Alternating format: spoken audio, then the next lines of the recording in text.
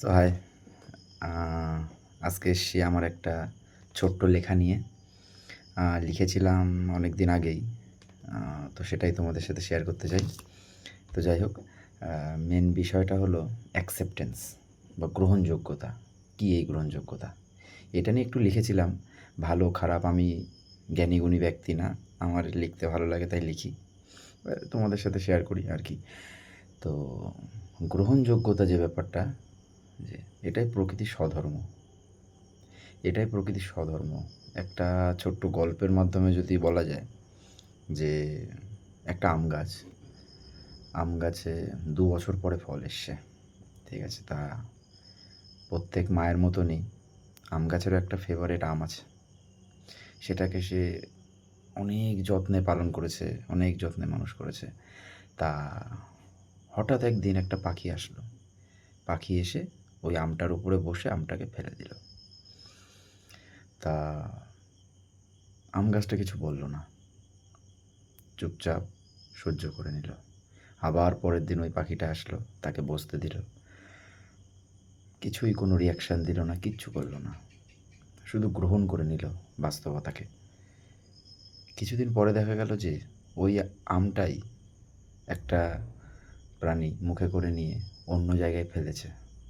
সে আম গাছ থেকে অনেক দিন পর একটা বড় আম গাছ তৈরি হলো।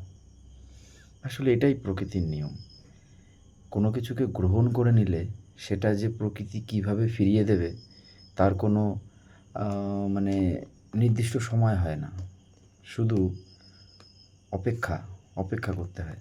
সব কিছু ফিরে পাওয়া যায়, সব কিছুর একটা ফল রয়েছে। তো এই গ্রহণযোগ্যতা বা অ্যাকসেপ্টেন্সেরও একটা অনেক বৃহৎ ফল রয়েছে, যেটা হয়তো সাময়িকভাবে চোখে দেখা যায় না। ভেবে দেখো, যদি ওই গাছটা ওর সাথে গণ্ডগোল করতো, পাখিটাকে বসতে দিত না, আগামীতে অন্য কোনো পাখি সেখানে বসতে পারতো না, তার কি বংশবিস্তার হতো না? এটাই প্রকৃতির নিয়মই হলো গ্রহণযোগ্যতা। তো আমাদের জীবনেও গ্রহণযোগ্যতার মূল্য অনেক। আমরা যদি কোনো কিছুকে খুব সহজেই গ্রহণ করে নিতে পারি, তবে প্রতিনিয়ত আমাদের জীবন ডে বাই ডে বেটার হবে।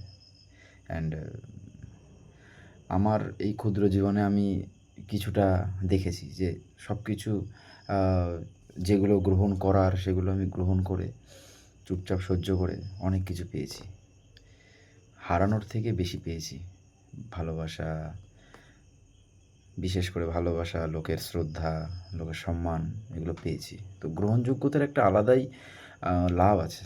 তো আর গ্রহণযোগ্যতা কি আমাদের মানুষের মধ্যে না ব্যাপারটা ওই অল্প পরিমাণে থাকে।